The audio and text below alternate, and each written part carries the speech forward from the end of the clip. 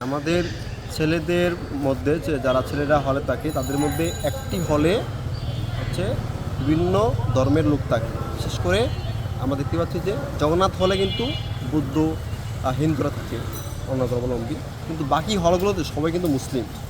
গত বছরগুলিতে যেটা হয়েছে যে গরুর পাশাপাশি যেটা বললাম আর কি, মুরগির মাটন ছিল, কাশে ছিল।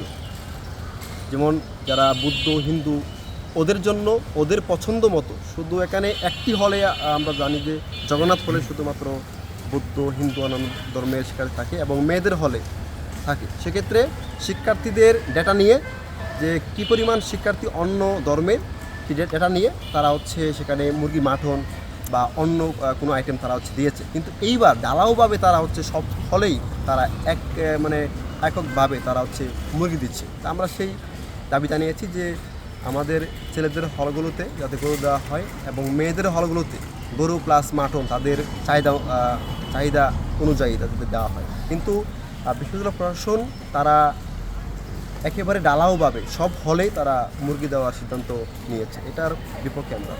Thank you.